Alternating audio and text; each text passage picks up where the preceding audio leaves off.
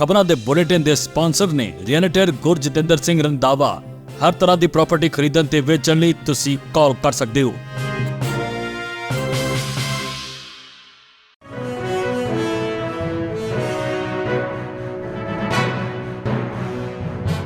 ਸਤਿ ਸ਼੍ਰੀ ਅਕਾਲ, ਤੁਸੀਂ ਦੇਖ ਰਹੇ ਹੋ ਪੰਜਾਬ ਮੇਲ USA TV। ਮੈਂ ਰਮਨੀਸ਼। ਖਬਰਾਂ ਦੇ ਇਸ ਬੁਲੇਟਿਨ 'ਚ ਤੁਹਾਡਾ ਬਹੁਤ-ਬਹੁਤ ਸਵਾਗਤ ਹੈ। ਪੇਸ਼ ਹਨ ਦੇਸ਼ ਤੇ ਵਿਦੇਸ਼ ਨਾਲ ਜੁੜੀਆਂ ਕੁਝ ਖਾਸ ਤੇ ਚੋਣਵੀਆਂ ਖਬਰਾਂ। ਅਮਰੀਕਾ ਨੇ ਵਿਜ਼ਿਟਰ ਵੀਜ਼ਾ ਲਈ ਖੋਲੇ ਦਰਵਾਜ਼ੇ। 2026 FIFA ਵਰਲਡ ਕੱਪ ਦੌਰਾਨ ਆਈਸ ਕਰ ਸਕਦੀ ਹੈ ਗ੍ਰਿਫਤਾਰੀਆਂ, DHS ਸਕੱਤਰ ਦਾ ਬਿਆਨ। ਮੈਕਸੀਕਨ ਮਹਿਲਾ ਨੂੰ ਹਜ਼ਾਰਾਂ ਗੈਰ ਕਾਨੂੰਨੀ ਪ੍ਰਵਾਸੀਆਂ ਦੀ ਤਸਕਰੀ ਮਾਮਲੇ 'ਚ ਕੈਦ। ਆਈਸ ਏਜੰਟਾਂ ਨੂੰ ਪੈਲੰਟਰੀਰ ਸਿਸਟਮ ਰਾਹੀਂ 2 ਕਰੋੜ ਲੋਕਾਂ ਦੇ ਡਾਟਾ ਤੱਕ ਪਹੁੰਚ। ਕੈਨੇਡਾ ਡਿਪੋਰਟ ਹੋਣ ਤੋਂ ਬਚੇ ਹਜ਼ਾਰਾਂ ਪੰਜਾਬੀ। ਕੈਨੇਡਾ ਵਿੱਚ ਪੰਜਾਬੀ ਟਰੱਕ ਡਰਾਈਵਰ ਨੂੰ 2.5 ਸਾਲ ਦੀ ਕੈਦ। ਹੁਣ ਇਹ ਖਬਰਾਂ ਵਿਸਤਾਰ ਵਿੱਚ।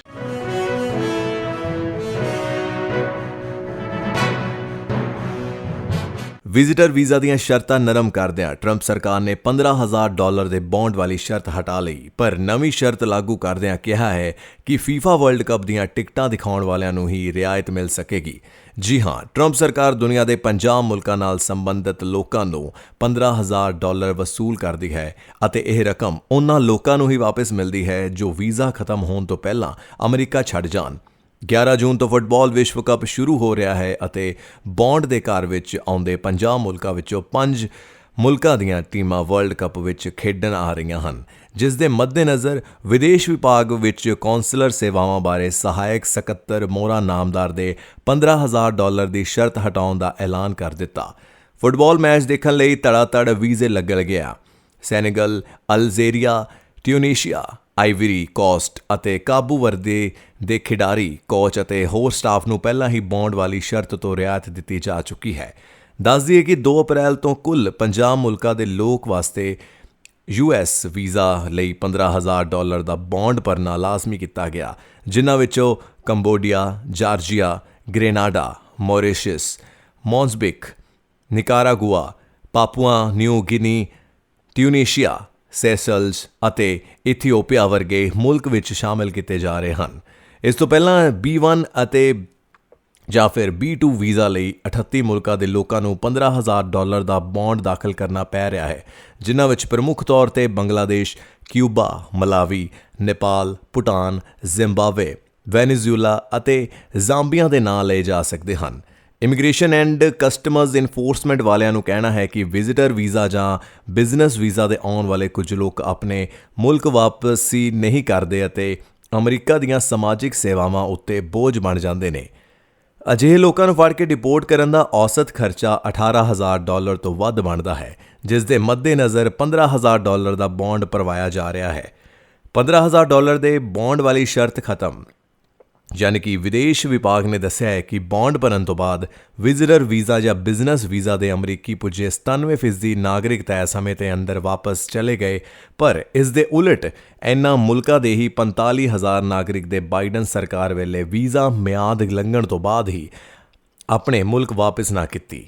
ਡੋਨਾਲਡ ਟਰੰਪ ਦੇ ਸੱਤਾ ਵਿੱਚ ਆਉਣ ਤੋਂ ਪਹਿਲਾਂ ਅਮਰੀਕੀ ਸਰਕਾਰ ਗੈਰ ਕਾਨੂੰਨੀ ਪ੍ਰਵਾਸੀਆਂ ਨੂੰ ਡਿਪੋਰਟ ਕਰਨ ਤੇ $800 ਮਿਲੀਅਨ ਸਾਲਾਨਾ ਖਰਚ ਕਰ ਰਹੀ ਸੀ, ਜਦਕਿ ਹੁਣ ਬਜਟ ਵੱਧ ਦਿੱਤਾ ਗਿਆ ਹੈ। ਦੂਜੇ ਪਾਸੇ ਵੀਜ਼ਾ ਇੰਟੈਗ੍ਰਿਟੀ ਵੀਜ਼ ਦੀ ਜਿਹੜੀ ਗੱਲ ਕੀਤੀ ਜਾਵੇ ਤਾਂ ਵਨ ਬਿਗ ਬਿਊਟੀਫੁਲ ਐਕਟ ਅਧੀਨ ਵਿਜ਼ਿਟਰ ਵੀਜ਼ਾ ਅਤੇ ਬਿਜ਼ਨਸ ਵੀਜ਼ਾ ਵਾਲਿਆਂ ਤੋਂ ਇਲਾਵਾ ਸਟੱਡੀ ਵੀਜ਼ਾ ਅਤੇ H1B ਵੀਜ਼ਾ ਵਾਲਿਆਂ ਨੂੰ ਵੀ ਇਹ ਫੀਸ ਅਦਾ ਕਰਨੀ ਪੈ ਰਹੀ ਹੈ।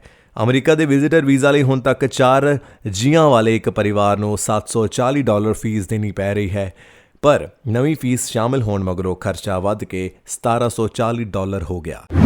ਅਮਰੀਕਾ ਦੇ ਹੋਮਲੈਂਡ ਸਿਕਿਉਰਿਟੀ ਵਿਭਾਗ ਦੇ ਸਕੱਤਰ ਮਾਰਕ ਕੇਵਨ ਮੋਲੀਨ ਨੇ ਕਿਹਾ ਹੈ ਕਿ 2026 FIFA ਵਰਲਡ ਕੱਪ ਦੌਰਾਨ ਇਮੀਗ੍ਰੇਸ਼ਨ ਐਂਡ ਕਸਟਮਜ਼ ਇਨਫੋਰਸਮੈਂਟ ਯਾਨੀ ਕਿ ਆਈਸ ਦੇ ਅਧਿਕਾਰੀ ਮੌਜੂਦ ਰਹਿਣਗੇ। ਟੂਰਨਾਮੈਂਟ ਦੇ ਕਈ ਮੈਚ ਅਮਰੀਕੀ ਵਿੱਚ ਹੋਣਗੇ, ਜਿਸ ਕਾਰਨ ਸੁਰੱਖਿਆ ਅਤੇ ਕਾਨੂੰਨੀ ਕਾਰਵਾਈ ਲਈ ਆਈਸ ਦੀ ਭੂਮਿਕਾ ਰਹੇਗੀ। CBS ਨਿਊਜ਼ ਨਾਲ ਗੱਲਬਾਤ ਦੌਰਾਨ ਮੋਲੀਨ ਨੇ ਸਪਸ਼ਟ ਕੀਤਾ ਹੈ ਕਿ ਆਈਸ ਦਾ ਮਕਸਦ ਵੱਡੇ ਪੱਧਰ ਤੇ ਇਮੀਗ੍ਰੇਸ਼ਨ ਕਾਰਵਾਈ ਕਰਨਾ ਨਹੀਂ, ਸਗੋਂ ਕਾਨੂੰਨ ਨੂੰ ਲਾਗੂ ਕਰਨਾ ਹੈ। ਉਹਨਾਂ ਨੇ ਕਿਹਾ ਹੈ ਕਿ ਜੇਕਰ ਵਰਲਡ ਕੱਪ ਦੌਰਾਨ ਕੋਈ ਅਪਰਾਧੀ ਮਿਲਦਾ ਹੈ ਤਾਂ ਉਸ ਨੂੰ ਗ੍ਰਿਫਤਾਰ ਕੀਤਾ ਜਾਵੇਗਾ। ਮੁਲੀਨ ਨੇ ਕਿਹਾ ਹੈ ਕਿ ਆਈਸ ਹਮੇਸ਼ਾ ਇਮੀਗ੍ਰੇਸ਼ਨ ਕਾਨੂੰਨਾਂ ਨੂੰ ਲਾਗੂ ਕਰਦੀ ਆਈ ਹੈ ਅਤੇ ਅੱਗੇ ਵੀ ਕਰੇਗੀ। ਅਸੀਂ ਉੱਥੇ ਸਿਰਫ ਇਸੇ ਮਕਸਦ ਲਈ ਨਹੀਂ ਹੋਵਾਂਗੇ, ਸਗੋਂ ਆਪਣਾ ਫਰਜ਼ ਨਿਭਾਉਣ ਲਈ ਵੀ ਹੋਵਾਂਗੇ। ਜਦੋਂ ਉਹਨਾਂ ਨੂੰ ਪੁੱਛਿਆ ਗਿਆ ਕਿ ਕਿ ਆਈਸ ਵੱਡੇ ਪੱਧਰ ਤੇ ਲੋਕਾਂ ਨੂੰ ਗ੍ਰਿਫਤਾਰ ਕਰੇਗੀ ਤਾਂ ਉਹਨਾਂ ਨੇ ਕਿਹਾ ਹੈ ਕਿ ਏਜੰਸੀ ਦਾ ਧਿਆਨ ਸਭ ਤੋਂ ਖਤਰਨਾਕ ਅਪਰਾਧੀਆਂ ਤੇ ਰਹੇਗਾ। ਮੁਲੀਨ ਨੇ ਇਹ ਵੀ ਦੱਸਿਆ ਹੈ ਕਿ ਆਈਸ ਪਹਿਲਾਂ ਵੀ ਸੁਪਰ ਬਾਲ ਵਰਗੇ ਵੱਡੇ ਖੇਡ ਸਮਾਗਮਾਂ ਦੌਰਾਨ ਸੁਰੱਖਿਆ ਲਈ ਮੌਜੂਦ ਰਹੀ ਹੈ। ਉਹਨਾਂ ਨੇ ਕਿਹਾ ਹੈ ਕਿ ਹੁਣ ਇਹ ਮਾਮਲਾ ਇਸ ਲਈ ਚਰਚਾ ਵਿੱਚ ਹੈ ਕਿਉਂਕਿ ਮੀਡੀਆ ਅਤੇ ਰਾਜਨੀਤਿਕ ਵਿਰੋਧੀਆਂ ਨੇ ਆਈਸ ਨੂੰ ਵਿਵਾਦਿਤ ਬਣਾ ਦਿੱਤਾ। 2026 ਫੀਫਾ ਵਰਲਡ ਕੱਪ ਕਦੋਂ ਸ਼ੁਰੂ ਹੋਵੇਗਾ? ਆਖਿਰ 2026 ਫੀਫਾ ਵਰਲਡ ਕੱਪ ਦੀ ਸ਼ੁਰੂਆਤ 11 ਜੂਨ 2026 ਦੇ ਮੈਕਸੀਕੋ ਸਿਟੀ ਵਿੱਚ ਹੋਵੇਗੀ। ਪਹਿਲਾ ਮੈਚ ਮੈਕਸੀਕੋ ਅਤੇ ਦੱਖਣੀ ਅਫਰੀਕਾ ਵਿਚਕਾਰ ਖੇਡਿਆ ਜਾਵੇਗਾ। ਇਸ ਤੋਂ ਬਾਅਦ ਕੋਰੀਆ ਅਤੇ ਚੈਕੀਆ ਵਿਚਕਾਰ ਮੈਚ ਗੁਆਡਲਹਾਰਾ ਵਿੱਚ ਹੋਵੇਗਾ। ਟੈਕਸਾਸ ਵਿੱਚ ਵੀ ਹੋਣਗੇ ਮੈਚ। ਵਰਲਡ ਕੱਪ ਦੇ ਕਈ ਮੈਚ ਟੈਕਸਾਸ ਦੇ ਅਰਲਿੰਗਟਨ ਅਤੇ ਹੌਸਟਨ ਸ਼ਹਿਰਾਂ ਵਿੱਚ ਖੇਡੇ ਜਾਣਗੇ। ਡੈਲਾਸ ਸਟੇਡੀਅਮ ਵਿੱਚ ਕੁੱਲ 9 ਮੈਚ ਹੋਣਗੇ, ਜਿਨ੍ਹਾਂ ਵਿੱਚ 4 ਨਾਕਆਊਟ ਮੈਚ ਵੀ ਸ਼ਾਮਲ ਹਨ। ਇਸੇ ਤਰ੍ਹਾਂ ਹੌਸਟਨ ਸਟੇਡੀਅਮ ਵਿੱਚ 7 ਮੈਚ ਖੇਡੇ ਜਾਣਗੇ, ਜਿਨ੍ਹਾਂ ਵਿੱਚ 2 ਨਾਕਆਊਟ ਮੈਚ ਹੋਣਗੇ। USA ਟੂਡੇ ਨੇ ਆਈਸ ਦੀ ਭੂਮਿਕਾ ਬਾਰੇ ਹੋਰ ਪੁਸ਼ਟੀ ਲਈ ਡਿਪਾਰਟਮੈਂਟ ਆਫ ਹੋਮਲੈਂਡ ਸਿਕਿਉਰਿਟੀ ਅਤੇ ਟੈਕਸਾਸ ਦੇ ਗਵਰਨਰ ਗ੍ਰੈਗ ਅਬੋਟ ਦੇ ਦਫ਼ਤਰ ਨਾਲ ਸੰਪਰਕ ਕੀਤਾ ਹੈ। ਅਮਰੀਕੀ ਨਿਆਂ ਵਿਭਾਗ DOJ ਨੇ ਐਲਾਨ ਕੀਤਾ ਹੈ ਕਿ ਇੱਕ ਮੈਕਸੀਕਨ ਮਹਿਲਾ ਨੂੰ ਅੰਤਰਰਾਸ਼ਟਰੀ ਮਨੁੱਖੀ ਤਸਕਰੀ ਗਿਰੋਹ ਵਿੱਚ ਸ਼ਾਮਿਲ ਹੋਣ ਦੇ ਦੋਸ਼ 'ਚ ਕੈਦ ਦੀ ਸਜ਼ਾ ਸੁਣਾਈ ਗਈ ਹੈ। ਉਸ ਦੀਆਂ ਕਾਰਵਾਈ ਕਾਰਨ ਹਜ਼ਾਰਾਂ ਗੈਰ-ਕਾਨੂੰਨੀ ਪ੍ਰਵਾਸੀਆਂ ਨੂੰ ਮੈਕਸੀਕੋ ਰਾਹੀਂ ਅਮਰੀਕਾ ਵਿੱਚ ਦਾਖਲ ਕਰਵਾਇਆ ਗਿਆ। ਮੋਨਿਕਾ ਹਰਨਾਂਦੇਜ਼ ਪਾਲਨਾ ਨੇ ਗੈਰ-ਕਾਨੂੰਨੀ ਪ੍ਰਵਾਸੀਆਂ ਨੂੰ ਅਮਰੀਕਾ ਲਿਆਂਦੇ ਜਾਣ ਦੀ ਸਾਜ਼ਿਸ਼ ਅਤੇ ਆਰਥਿਕ ਲਾਭ ਲਈ ਇਸ ਕੰਮ ਵਿੱਚ ਸਹਾਇਤਾ ਦੇ ਦੋਸ਼ ਕਬੂਲ ਕਰ ਲਏ। ਨਿਆਂ ਵਿਭਾਗ ਦੇ ਅਨੁਸਾਰ ਉਹ ਇੱਕ ਮਨੁੱਖੀ ਤਸਕਰੀ ਸੰਗਠਨ ਦਾ ਹਿੱਸਾ ਸੀ ਜੋ ਨਵੰਬਰ 2020 ਤੋਂ ਮਾਰਚ 2023 ਤੱਕ ਮੈਕਸੀਕੋ ਦੇ ਐਂਟਰੀ ਪੁਆਇੰਟ ਰਾਹੀਂ ਲੋਕਾਂ ਨੂੰ ਗੈਰ-ਕਾਨੂੰਨੀ ਤਰੀਕੇ ਨਾਲ ਅਮਰੀਕਾ ਪਹੁੰਚਾਉਂਦਾ ਰਿਹਾ। ਉਸ ਨੂੰ 41 ਮਹੀਨੇ ਦੀ ਕੈਦ ਦੀ ਸਜ਼ਾ ਸੁਣਾਈ ਗਈ ਹੈ। ਵੈਸਟਰਨ ਡਿਸਟ੍ਰਿਕਟ ਆਫ ਟੈਕਸਾਸ ਨੇ US ਅਟਾਰਨੀ ਜਸਟਿਨ ਆਰ ਸਿਨਜ਼ ਨੇ ਕਿਹਾ ਹੈ ਕਿ ਇਹ ਅਕਸਰ ਲੋਕਾਂ ਨੇ ਸੁਪਨਿਆਂ ਦੀ ਪਰਵਾਹ ਨਹੀਂ ਕਰਦੇ। ਉਹਨਾਂ ਦੇ ਸਿਰਫ ਪੈਸੇ ਨਾਲ ਮਤਲਬ ਹੁੰਦਾ ਹੈ। ਇਹ ਸਜ਼ਾ ਇੱਕ ਜਟਿਲ ਅਪਰਾਧਿਕ ਗਿਰੋਹ ਲਈ ਵੱਡਾ ਝਟਕਾ ਹੈ। ਅਦਾਲਤੀ ਦਸਤਾਵੇਜ਼ਾਂ ਮੁਤਾਬਕ ਤਸਕਰੀ ਕਰਕੇ ਲਿਆਂਦੇ ਗਏ ਲੋਕ ਮੱਧ ਅਮਰੀਕੀ, ਦੱਖਣੀ ਅਮਰੀਕਾ ਅਤੇ ਏਸ਼ੀਆ ਦੇ ਕਈ ਦੇਸ਼ਾਂ ਨਾਲ ਸੰਬੰਧਿਤ ਸਨ। ਇਹਨਾਂ ਨੂੰ ਅਫਗਾਨਿਸਤਾਨ, ਕੋਲੰਬੀਆ, ਇਕਵਾਡੋਰ, ਮਿਸਰ, ਗੁਆਟੇਮਾਲਾ, ਹੌਂਡੂਰਸ, ਭਾਰਤ, ਪਾਕਿਸਤਾਨ ਅਤੇ ਯਮਨ ਦੇ ਨਾਗਰਿਕ ਵੀ ਸ਼ਾਮਲ ਸਨ। DOJ ਦੇ ਬਿਆਨ ਅਨੁਸਾਰ ਇਹ ਗਿਰੋਹ ਮੈਕਸੀਕੋ ਦੇ ਮੌਂਟਰੇ ਅਤੇ ਪੀਰਦਰਾਜ਼ ਨੇਗਰਾਸ ਵਿੱਚ ਗੁਪਤ ਠਿਕਾਣਿਆਂ ਚਲਾਉਂਦੀ ਸੀ। ਹਰਨਾਂਦੇਜ਼ ਪਾਲਨਾ ਪੀਰਦਰਾਜ਼ ਨੇਗਰਾਸ ਵਾਲੇ ਠਿਕਾਣੇ ਦੀ ਦੇਖਭਾਲ ਕਰਦੀ ਸੀ ਅਤੇ ਹੋਰ ਮੈਂਬਰਾਂ ਨਾਲ ਮਿਲ ਕੇ ਲੋਕਾਂ ਨੂੰ ਉੱਥੇ ਰੱਖਣ ਅਤੇ ਫਿਰ ਗੈਰ-ਕਾਨੂੰਨੀ ਤਰੀਕੇ ਨਾਲ ਅਮਰੀਕਾ ਭੇਜਣ ਦੀ ਯੋਜਨਾ ਬਣਾਉਂਦੀ ਸੀ। ਬਾਅਦ ਵਿੱਚ ਇਹ ਲੋਕ ਫੁੱਟ ਗਾਈਡਾਂ ਦੀ ਮਦਦ ਨਾਲ ਰਿਓ ਗ੍ਰਾਂਡੇ ਦੇਰੀਆਂ ਨਾਲ ਦਰਿਆ ਪਾਰ ਕਰਕੇ ਸਰਹੱਦ ਲੰਘਦੇ ਸਨ। ਉਹ ਸੈਨ ਐਂਟੋਨੀਓ, ਟੈਕਸਾਸ ਦੇ ਤਸਕਰ ਐਨਲੀਨ ਐਡਿਲ ਮੇਜ਼ੀਆ ਜ਼ੁਨੀਗਾ ਨਾਲ ਵੀ ਮਿਲ ਕੇ ਕੰਮ ਕਰਦੀ ਸੀ। DOJ ਮੁਤਾਬਿਕ ਮੇਜ਼ੀਆ ਜ਼ੁਨੀਗਾ ਤਸਕਰੀ ਦਾ ਪੂਰਾ ਨੈਟਵਰਕ ਚਲਾਉਂਦੀ ਸੀ ਅਤੇ ਹਥਿਆਰਬੰਦ ਕੋਯੋਟਸ ਨੂੰ ਭੁਗਤਾਨ ਕਰਦੀ ਸੀ। ਮੇਜ਼ੀਆ ਜੁਨੀਜ਼ਾ ਦੇ ਮੰਨਿਆ ਨੇ ਕਿ ਉਸ ਨੂੰ ਗਿਰੋਹ ਸਿਰਫ 2 ਸਾਲਾਂ ਵਿੱਚ 2500 ਤੋਂ 3000 ਲੋਕਾਂ ਨੂੰ ਅਮਰੀਕੀ ਲੈ ਕੇ ਗਿਆ। ਹਰ ਵਿਅਕਤੀ ਤੋਂ $6500 ਤੋਂ $12000 ਤੱਕ ਵਸੂਲੇ ਜਾਂਦੇ ਸਨ। ਇਸ ਦੇ ਨਾਲ ਹੀ ਗਿਰੋਹ ਨੇ ਲਗਭਗ $16 ਤੋਂ $30 ਮਿਲੀਅਨ ਦੀ ਕਮਾਈ ਕੀਤੀ। ਮੇਜ਼ੀਆ ਜ਼ੁਨੀਜ਼ਾ ਨੇ ਵੀ ਦੋਸ਼ ਕਬੂਲ ਕਰ ਲਏ ਸਨ ਅਤੇ ਜੁਲਾਈ 2025 ਵਿੱਚ ਉਸ ਨੂੰ 10 ਸਾਲ ਦੀ ਕੈਦ ਦੀ ਸਜ਼ਾ ਸੁਣਾਈ ਗਈ ਸੀ। ਜਸਟਿਨ ਸੀਮਨਜ਼ ਨੇ ਕਿਹਾ ਹੈ ਕਿ ਮੇਜ਼ੀਆ ਜ਼ੁਨੀਗਾ ਨੇ ਲਾਲਚ ਵਿੱਚ ਆ ਕੇ ਹਜ਼ਾਰਾਂ ਮੱਧ ਪੂਰਬੀ ਲੋਕਾਂ ਨੂੰ ਗੈਰ-ਕਾਨੂੰਨੀ ਤਰੀਕੇ ਨਾਲ ਅਮਰੀਕਾ ਵਿੱਚ ਦਾਖਲ ਕਰਵਾਇਆ। ਉਸ ਦੀਆਂ ਕਾਰਵਾਈਆਂ ਨੇ ਦੇਸ਼ ਦੀ ਸੁਰੱਖਿਆ ਨੂੰ ਖਤਰੇ ਵਿੱਚ ਪਾ ਦਿੱਤਾ। US immigration and customs enforcement ice ਦੇ ਅਧਿਕਾਰੀਆਂ ਨੂੰ ਹੁਣ ਪੈਲੰਟੀਰ ਟੈਕਨੋਲੋਜੀਜ਼ ਦੇ ਸਿਸਟਮਾਂ ਰਾਹੀਂ ਲਗਭਗ 2 ਕਰੋੜ ਲੋਕਾਂ ਨਾਲ ਸੰਬੰਧਿਤ ਜਾਣਕਾਰੀ ਤੱਕ ਪਹੁੰਚ ਮਿਲ ਰਹੀ ਹੈ। ਰਿਪੋਰਟਾਂ ਮੁਤਾਬਿਕ ਇਸ ਟੈਕਨੋਲੋਜੀ ਨਾਲ ਏਜੰਟ ਟਾਰਗੇਟਾਂ ਦੀ ਪਛਾਣ ਅਤੇ ਕਾਰਵਾਈ ਪਹਿਲਾਂ ਨਾਲੋਂ ਕਾਫੀ ਤੇਜ਼ੀ ਨਾਲ ਕਰ ਸਕਦੇ ਹਨ। ਫਿਨਿਕਸ ਵਿੱਚ ਹੋਏ ਬਾਰਡਰ ਸਿਕਿਉਰਿਟੀ ਐਕਸਪੋ ਦੌਰਾਨ ਆਈਸ ਦੇ ਲਾਅ ਐਨਫੋਰਸਮੈਂਟ ਸਿਸਟਮ ਅਤੇ ਐਨਾਲਾਈਸਿਸ ਵਿਭਾਗ ਦੇ ਸਹਾਇਕ ਡਾਇਰੈਕਟਰ ਮੈਥਿਊ ਐਲਿਸਟਨ ਨੇ ਕਿਹਾ ਹੈ ਕਿ ਏਜੰਟ ਆਪਣੇ ਆਈਫੋਨ ਤੋਂ ਹੀ ਸੰਭਾਵਿਤ ਟਾਰਗੇਟਾਂ ਦੀ ਸੂਚੀ ਦੇਖ ਸਕਦੇ ਹਨ। 404 ਮੀਡੀਆ ਦੀ ਰਿਪੋਰਟ ਅਨੁਸਾਰ ਇਹ ਸਿਸਟਮ ਕਿਸੇ ਵਿਅਕਤੀ ਦੀ ਪਛਾਣ, ਉਸ ਨਾਲ ਜੁੜੇ ਪਤੇ ਅਤੇ ਨੇੜਲੇ ਹੋਰ ਸੰਭਾਵਿਤ ਟਾਰਗੇਟਾਂ ਬਾਰੇ ਜਾਣਕਾਰੀ ਵੀ ਦਿੰਦਾ ਹੈ, ਜਿਸ ਨਾਲ ਕਾਰਵਾਈ ਦੌਰਾਨ ਹੋਰ ਗ੍ਰਿਫਤਾਰੀਆਂ ਕਰਨਾ ਆਸਾਨ ਹੋ ਜਾਂਦਾ ਹੈ। ਐਲਿਸਟਨ ਨੇ ਇਹ ਵੀ ਦੱਸਿਆ ਹੈ ਕਿ ਪੈਲੰਤੀਰ ਦੀ ਟੈਕਨੋਲੋਜੀ ਕਾਰਨ ਆਈਸ ਦੀ ਟਾਰਗੇਟ ਲੱਭਣ ਦੀ ਸਫਲਤਾ ਦਰ ਲਗਭਗ 27% ਤੋਂ ਵੱਧ ਕੇ ਕਰੀਬ 80% ਹੋ ਗਈ ਹੈ। ਜਿਹੜਾ ਜਾਂਚ ਕੰਮ ਪਹਿਲਾਂ ਘੰਟਿਆਂ ਲੈਂਦਾ ਸੀ ਉਹ ਹੁਣ ਸਿਰਫ 10 ਤੋਂ 15 ਮਿੰਟ ਵਿੱਚ ਮੁਕੰਮਲ ਹੋ ਜਾਂਦਾ ਹੈ। ਇਹ ਸਿਸਟਮ 30 ਤੋਂ 40 ਵੱਖ-ਵੱਖ ਡਾਟਾ ਸੈਂਟਾਂ ਨੂੰ ਇਕੱਠਾ ਕਰਕੇ ਇੱਕ ਖੋਜਯੋਗ ਪਲੇਟਫਾਰਮ ਵਿੱਚ ਬਦਲ ਦਿੰਦਾ ਹੈ। ਪੈਲੰਟੀਰ ਦੇ CEO ਐਲੈਕਸ ਕਾਰਪ ਨੇ ਦਸੰਬਰ ਵਿੱਚ ਇੱਕ ਇੰਟਰਵਿਊ ਦੌਰਾਨ ਕੰਪਨੀ ਦੀ ਭੂਮਿਕਾ ਦਾ ਬਚਾਅ ਕਰਦੇ ਕਿਹਾ ਸੀ ਕਿ ਉਹ ਘਰੇਲੂ ਨਿਗਰਾਨੀ ਵਿੱਚ ਡਾਟਾਬੇਸ ਨਹੀਂ ਬਣਾ ਰਹੇ। ਹਾਲਾਂਕਿ ਉਹਨਾਂ ਨੂੰ ਇਹ ਵੀ ਕਿਹਾ ਗਿਆ ਸੀ ਕਿ ਉਹ ਅਮਰੀਕਾ ਦੇ ਵਿਰੋਧੀਆਂ ਦੀ ਨਿਗਰਾਨੀ ਦੇ ਹੱਕ ਵਿੱਚ ਹਨ।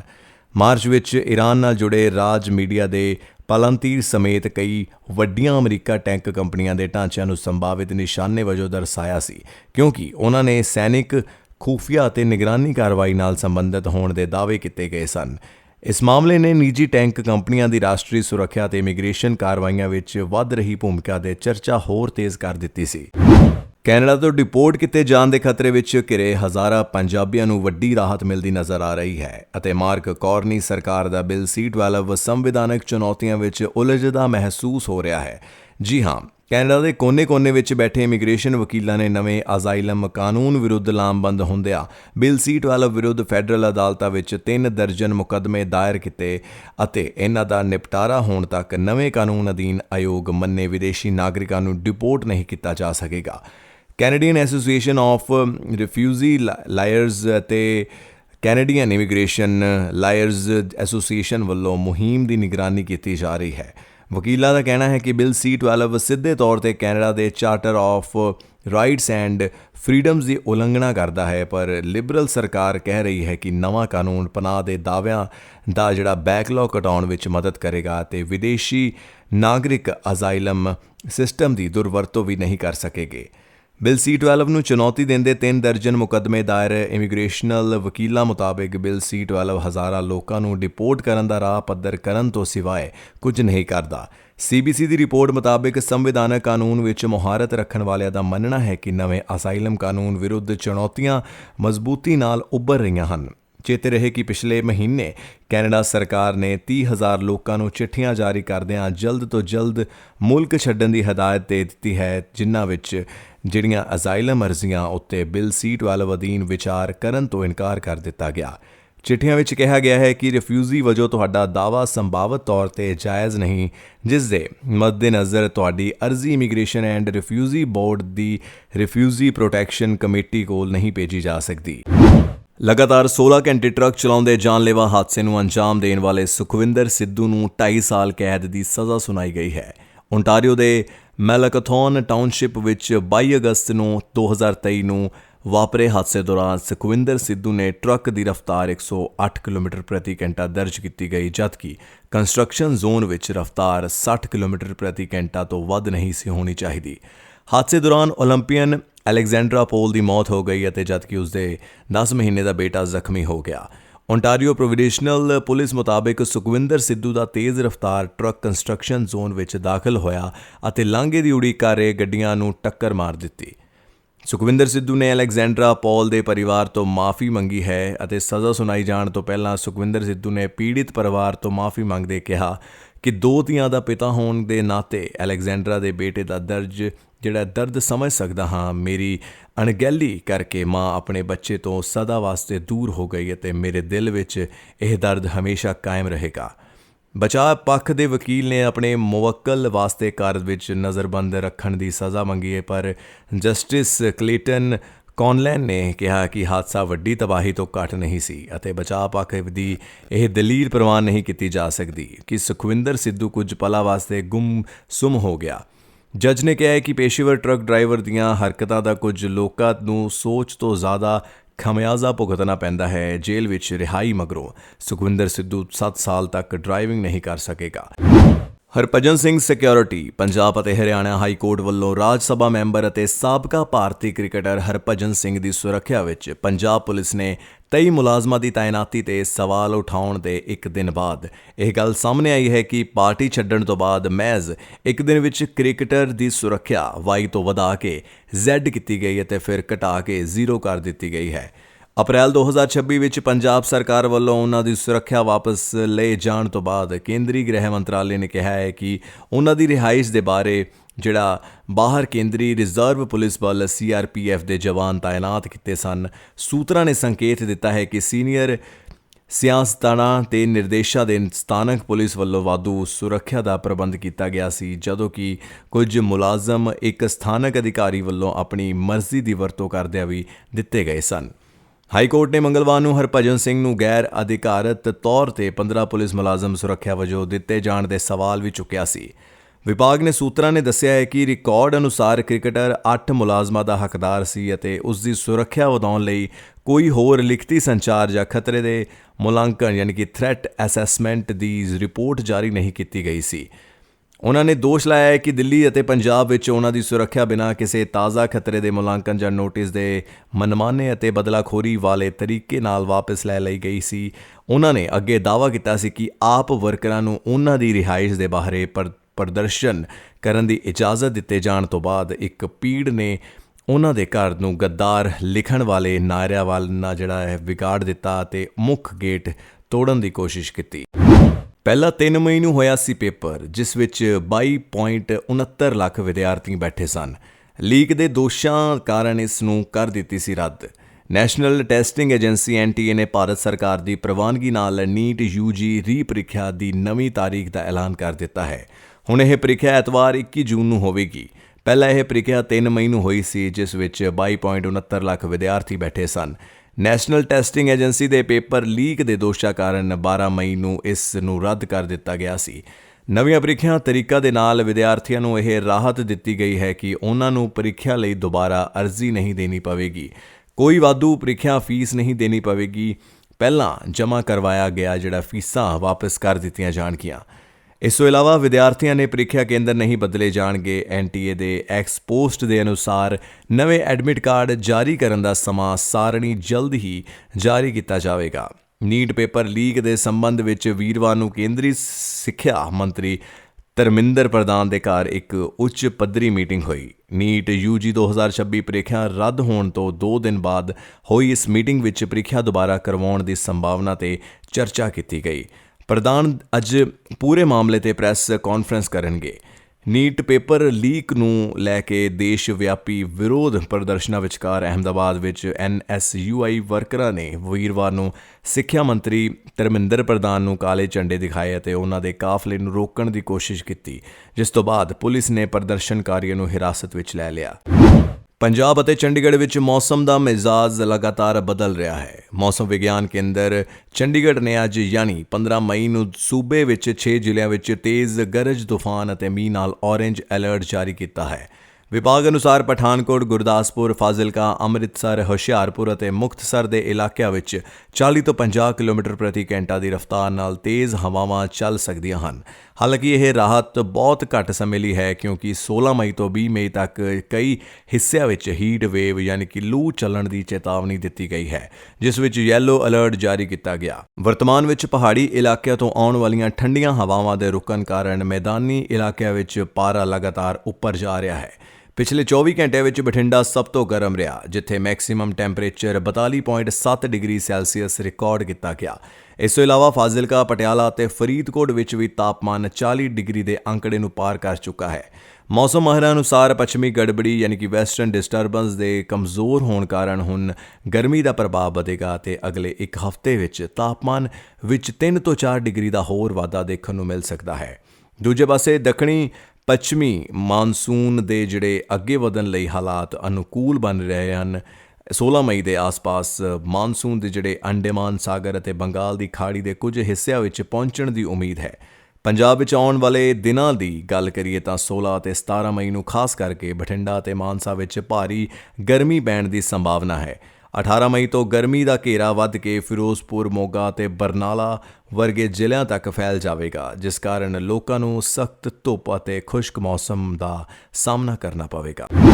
ਦੁਨੀਆ ਦੇ ਸਭ ਤੋਂ ਵਕਾਰੀ ਫਿਲਮ ਸਮਾਰੋਹ ਵਿੱਚ ਇੱਕ ਕੈਨਸ ਫਿਲਮ ਫੈਸਟੀਵਲ 2026 ਦੇ 69ਵੇਂ ਐਡੀਸ਼ਨ ਵਿੱਚ ਇਸ ਵਾਰ ਪੰਜਾਬੀ ਫਿਲਮ ਚੜ੍ਹਦੀ ਕਲਾ ਨੂੰ ਅਧਿਕਾਰਤ ਤੌਰ ਤੇ ਚੁਣਿਆ ਗਿਆ ਹੈ, ਜਿਸ ਨੂੰ ਪੰਜਾਬੀ ਫਿਲਮ ਇੰਡਸਟਰੀ ਲਈ ਵੱਡੀ ਉਪਲਬਧੀ ਮੰਨਿਆ ਜਾ ਰਿਹਾ ਹੈ।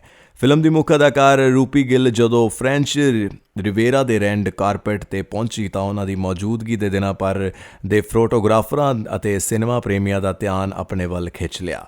ਰਵਾਇਤੀ ਅਤੇ ਆਧੁਨਿਕ ਪਹਿਰਾਵੇ ਦੇ ਖੂਬਸੂਰਤ ਮੇਲ ਵਿੱਚ ਨਜ਼ਰ ਆਈ ਰੂਪੀ ਗਿੱਲ ਦੇ ਪੰਜਾਬੀ ਸੱਭਿਆਚਾਰਕ ਨੂੰ ਅੰਤਰਰਾਸ਼ਟਰੀ ਮੰਚ ਦੇ ਸ਼ਾਨਦਾਰ ਢੰਗ ਨਾਲ ਪੇਸ਼ ਕੀਤਾ। ਪੰਜਾਬੀ ਫਿਲਮ ਇੰਡਸਟਰੀ ਲਈ ਮਾਣ ਵਾਲਾ ਪਲ ਇਸ ਨਾਲ ਕਾਲਸ ਫਿਲਮ ਫੈਸਟੀਵਲ ਵਿੱਚ ਭਾਰਤ ਦੀਆਂ ਕੁੱਲ 6 ਫਿਲਮਾਂ ਦਾ ਪ੍ਰੀਮੀਅਰ ਹੋ ਰਿਹਾ ਹੈ, ਜਿਨ੍ਹਾਂ ਵਿੱਚੋਂ ਚੜ੍ਹਦੀ ਕਲਾ ਦੀ ਚੋਣ ਪੰਜਾਬੀ ਸਿਨੇਮਾ ਦੇ ਵੱਧਦੇ ਗਲੋਬਲ ਪ੍ਰਭਾਵ ਨੂੰ ਦਰਸਾਉਂਦੀ ਹੈ। ਰੂਪੀ ਗਿੱਲ ਪਿਛਲੇ ਕਈ ਦਿਨਾਂ ਤੋਂ ਸਮਾਰੋਹ ਦੀਆਂ ਤਿਆਰੀਆਂ ਵਿੱਚ ਰੁੱਝੀ ਹੋਈ ਸੀ ਅਤੇ ਰੈੱਡ ਕਾਰਪਟ ਦੇ ਉਹਨਾਂ ਦੀ ਮੌਜੂਦਗੀ ਦੇ ਇਹ ਸਾਬਤ ਕਰ ਦਿੱਤਾ ਹੈ ਕਿ ਪੰਜਾਬੀ ਕਲਾਕਾਰ ਹੁਣ ਸਿਰਫ ਖੇਤਰੀ ਪੱਧਰ ਤੇ ਸੀਮਿਤ ਨਹੀਂ ਰਹੇ। ਅੰਤਰਰਾਸ਼ਟਰੀ ਮੰਚ ਦੇ ਵੱਧ ਰਹੀ ਪੰਜਾਬੀ ਕਲਾਕਾਰਾਂ ਦੀ ਪਛਾਣ ਕੌਂਸ ਵਰਗੇ ਵਕਾਰੀ ਮੰਚ ਦੇ ਪੰਜਾਬੀ ਕਲਾਕਾਰ ਦੀ ਭਾਗੀਦਾਰੀ ਇਸ ਗੱਲ ਦਾ ਸੰਕੇਤ ਹੈ ਕਿ ਪੰਜਾਬੀ ਸਿਨੇਮਾ ਹੁਣ ਵਿਸ਼ਵ ਪੱਧਰ ਤੇ ਆਪਣੀ ਵੱਖਰੀ ਪਛਾਣ ਬਣਾ ਰਿਹਾ ਹੈ। ਰੂਪੀ ਗਿੱਲ ਦੀ ਮੌਜੂਦਗੀ ਨੇ ਭਾਰਤ ਅਤੇ ਖਾਸ ਤੌਰ ਤੇ ਪੰਜਾਬੀ ਦਰਸ਼ਕਾਂ ਲਈ ਮਾਣ ਵਾਲਾ ਮਾਹੌਲ ਪੈਦਾ ਕੀਤਾ ਹੈ। ਕੈਨਸ ਫਿਲਮ ਫੈਸਟੀਵਲ 2026 ਸਿਰਫ ਫਿਲਮਾਂ ਲਈ ਹੀ ਨਹੀਂ ਸਗੋਂ ਫੈਸ਼ਨ, ਗਲੈਮਰ ਅਤੇ ਅੰਤਰਰਾਸ਼ਟਰੀ ਚਰਚਾਵਾਂ ਲਈ ਵੀ ਦੁਨੀਆ ਭਰ ਵਿੱਚ ਖਾਸ ਪਛਾਣ ਰੱਖਦਾ ਹੈ। ਹਰ ਸਾਲ ਇੱਥੇ ਦੁਨੀਆ ਭਰ ਦੇ ਸਿਤਾਰੇ ਆਪਣੇ ਅੰਦਾਜ਼ ਅਤੇ ਫਿਲਮਾਂ ਰਾਹੀਂ ਆਕਰਸ਼ਣ ਦਾ ਕੇਂਦਰ ਬਣਦੇ ਹਨ। ਪੰਜਾਬ ਦੇ ਸਨਅਤੀ ਸ਼ਹਿਰ ਲੁਧਿਆਣਾ ਦੇ ਵਸਨੀਕਾਂ ਲਈ ਅੱਜ ਦਾ ਦਿਨ ਇਤਿਹਾਸਿਕ ਹੈ। ਲੰਬੇ ਇੰਤਜ਼ਾਰ ਤੋਂ ਬਾਅਦ ਹਲਵਾਰਾ ਅੰਤਰਰਾਸ਼ਟਰੀ ਹਵਾਈ ਅੱਡਾ ਤੋਂ ਹਵਾਈ ਸੇਵਾਵਾਂ ਅਧਿਕਾਰਤ ਤੌਰ ਤੇ ਸ਼ੁਰੂ ਹੋ ਗਈਆਂ ਹਨ। ਪਹਿਲੀ ਉਡਾਨ ਅੱਜ ਸਵੇਰੇ 7:05 ਵਜੇ ਹਲਵਾਰਾ ਹਵਾਈ ਅੱਡੇ ਤੇ ਉਤਰੀ, ਜਿਸ ਵਿੱਚ ਕੇਂਦਰੀ ਰਾਜ ਮੰਤਰੀ ਰਵਨੀਤ ਸਿੰਘ ਬਿੱਟੂ ਸਮੇਤ ਲਗਭਗ 60 ਯਾਤਰੀ ਸਵਾਰ ਸਨ। ਇਸ ਨਵੀਂ ਸੇਵਾ ਦੇ ਸ਼ੁਰੂ ਹੋਣ ਨਾਲ ਲੁਧਿਆਣਾ ਤੋਂ ਦਿੱਲੀ ਦਾ ਸਫ਼ਰ ਹੋਣਾ ਹੁਣ ਸਿਰਫ 1 ਘੰਟਾ 10 ਮਿੰਟ ਵਿੱਚ ਪੂਰਾ ਹੋਵੇਗਾ। ਫਲਾਈਟ ਦਾ ਸਮਾਂ ਸਾਰਣੀ ਯਾਨੀ ਕਿ ਸਕੈਡਿਊਲ ਏਅਰ ਇੰਡੀਆ ਵੱਲੋਂ ਹਲਵਾਰਾ ਤੋਂ ਦਿੱਲੀ ਲਈ ਰੋਜ਼ਾਨਾ 2 ਉਡਾਨਾਂ ਚੱਲੀਆਂ ਜਾਣਗੀਆਂ। ਪਹਿਲੀ ਉਡਾਨ ਦਿੱਲੀ ਤੋਂ ਸਵੇਰੇ 5:55 ਵਜੇ ਰਵਾਨਾ ਹੋ ਕੇ 7:05 ਵਜੇ ਹਲਵਾਰਾ ਪਹੁੰਚੇਗੀ। ਵਾਪਸੀ ਵਿੱਚ ਇਹ ਉਡਾਨ ਹਲਵਾਰਾ ਤੋਂ 7:55 ਵਜੇ ਚੱਲੇਗੀ ਅਤੇ 9:10 ਵਜੇ ਦਿੱਲੀ ਉਤਰੇਗੀ। ਦੂਜੀ ਉਡਾਨ ਦਿੱਲੀ ਤੋਂ ਦੁਪਹਿਰ 12:55 ਵਜੇ ਰਵਾਨਾ ਹੋਵੇਗੀ ਅਤੇ 2:10 ਵਜੇ ਹਲਵਾਰਾ ਪਹੁੰਚੇਗੀ। ਵਾਪਸੀ ਦਾ ਸਮਾਂ ਹਲਵਾਰਾ ਤੋਂ 2:40 ਵਜੇ ਹੋਵੇਗਾ, ਜੋ 3:55 ਵਜੇ ਦਿੱਲੀ ਪਹੁੰਚੇਗੀ। ਕਿਰਾਇਆ ਅਤੇ ਸਹੂਲਤਾਂ ਇਹ ਹਨ ਕਿ ਇਕਨੋਮੀ ਕਲਾਸ ਦਾ ਜਿਹੜਾ ਕਿਰਾਇਆ ਹੈ ਉਹ 4000 ਤੋਂ 5000 ਦੇ ਵਿਚਕਾਰ ਰੱਖਿਆ ਗਿਆ ਹੈ। ਜੇਕਰ ਟਿਕਟ ਪਹਿਲਾਂ ਬੁੱਕ ਕੀਤੀ ਜਾਂਦੀ ਹੈ ਤਾਂ ਇਹ 4000 ਦੇ ਕਰੀਬ ਮਿਲ ਸਕਦੀ ਹੈ। ਯਾਤਰੀਆਂ ਨੂੰ ਹਵਾਈ ਅੱਡੇ ਦੇ ਉਡਾਨ ਤੋਂ ਘੱਟੋ-ਘੱਟ 90 ਮਿੰਟ ਪਹਿਲਾਂ ਪਹੁੰਚਣ ਦੀ ਸਲਾਹ ਦਿੱਤੀ ਗਈ ਹੈ। ਹਲਵਾਰਾ ਹਵਾਈ ਅੱਡੇ ਦੇ ਮੁੱਖ ਫਾਇਦੇ। ਹਲਵਾਰਾ ਹਵਾਈ ਅੱਡਾ ਜਿਹੜਾ ਪੰਜਾਬ ਦੇ ਮਾਲਵਾ ਖੇਤਰ ਵਿੱਚ ਇੱਕ ਵੱਡਾ ਗੇਮ ਚੇਂਜਰ ਸਾਬਤ ਹੋਵੇਗਾ। ਵੱਡੇ ਜਹਾਜ਼ਾਂ ਦੀ ਲੈਂਡਿੰਗ ਪੁਰਾਣੇ ਸਾਨੇਵਾਲ ਹਵਾਈ ਅੱਡੇ ਤੇ ਉਲਟ ਹਲਵਾਰਾ ਦਾ ਰਨਵੇ ਕਾਫੀ ਲੰਬਾ ਹੈ, ਜਿੱਥੇ ਏਅਰਬਸ A321 ਅਤੇ ਬੋਇੰਗ 737 ਵਰਗੇ ਵੱਡੇ ਵਪਾਰਕ ਜਹਾਜ਼ ਆਸਾਨੀ ਨਾਲ ਲੈਂਡ ਕਰ ਸਕਦੇ ਸਨ। ਧੁੰਦ ਵਿੱਚ ਵੀ ਉਡਾਨ ਸੰਭਵ ਹੈ। ਇਹ ਹਵਾਈ ਅੱਡਾ ਆਧੁਨਿਕ CAT-11 ਨੈਵੀਗੇਸ਼ਨ ਸਿਸਟਮ ਅਤੇ ILS ਇੰਸਟਰੂਮੈਂਟ ਲੈਂਡਿੰਗ ਸਿਸਟਮ ਨਾਲ ਲੈਸ ਹੈ, ਜਿਸ ਕਾਰਨ ਸੰਘਣੀ ਧੁੰਦ ਤੇ ਜਾਂ ਜ਼ੀਰੋ ਵਿਜ਼ਿਬਿਲਿਟੀ ਵਿੱਚ ਵੀ ਉਡਾਨਾਂ ਪ੍ਰਭਾਵਿਤ ਨਹੀਂ ਹੋਣਗੀਆਂ। ਆਰਥਿਕਤਾ ਨੂੰ ਹਿਲਾ ਰਿਹਾ ਹੈ ਕਿ ਲੁਧਿਆਣਾ ਦੇ ਸਾਈਕਲ, ਹੌਜ਼ਰੀ ਅਤੇ ਆਟੋ ਪਾਰਟਸ ਉਦਯੋਗ ਨੂੰ ਇਸ ਨਾਲ ਵੱਡਾ ਫਾਇਦਾ ਹੋਵੇਗਾ। ਵਿਦੇਸ਼ੀ ਗਾਹਕਾਂ ਨੂੰ ਹੁਣ ਦਿੱਲੀ ਜਾਂ ਅੰਮ੍ਰਿਤਸਰ ਤੋਂ ਘੰਟੇ ਆਬਾਦੀ ਸਫ਼ਰ ਕਰਨ ਦੀ ਲੋੜ ਨਹੀਂ ਪਵੇਗੀ। ਕਾਰਗੋ ਸੇਵਾ ਦੂਜੇ ਪੜਾਅ ਵਿੱਚ ਇੱਥੋਂ ਕਾਰਗੋ ਉਡਾਨਾਂ ਸ਼ੁਰੂ ਕਰਨ ਦੀ ਯੋਜਨਾ ਹੈ, ਜਿਸ ਨਾਲ ਲੁਧਿਆਣਾ ਦਾ ਉਤਪਾਦ ਸਿੱਧਾ ਵਿਦੇਸ਼ੀ ਵਿੱਚ ਐਕਸਪੋਰਟ ਕੀਤਾ ਜਾ ਸਕੇਗਾ। ਪ੍ਰਬੰਧਨ ਅਤੇ ਹਿੱਸੇਦਾਰੀ। ਇਹ ਹਵਾਈ ਅੱਡਾ ਏਅਰਪੋਰਟ ਅਥਾਰਟੀ ਆਫ ਇੰਡੀਆ 51% ਅਤੇ ਪੰਜਾਬ ਸਰਕਾਰ 49% ਦਾ ਇੱਕ ਸਾਂਝਾ ਉੱਦਮ ਹੈ। ਇਸ ਦੇ ਸੰਚਾਲਨ ਲਈ Ludhiana international airport limited LIAL ਦਾ ਗਠਨ ਕੀਤਾ ਗਿਆ ਹੈ। ਹਲਵਾਰਾ 'ਚ ਚਾਲੂ ਹੋਣ ਨਾਲ ਲੁਧਿਆਣਾ ਦਾ ਜਿਹੜਾ ਪੁਰਾਣਾ ਸਾਨੇਵਾਲ ਹਵਾਈ ਅੱਡਾ ਹੁਣ ਬੰਦ ਹੋ ਜਾਵੇਗਾ। ਇਹ ਸੀ ਅੱਜ ਦੀ ਕੁਝ ਖਾਸ ਖਬਰਾਂ। ਸਾਡੀ ਹੋਰ ਅਪਡੇਟਸ ਲਈ ਸਾਡੇ ਪੰਜਾਬ ਮੇਲ USA TV ਨੂੰ ਫੋਲੋ ਐਂਡ ਸਬਸਕ੍ਰਾਈਬ ਜ਼ਰੂਰ ਕਰੋ। ਧੰਨਵਾਦ।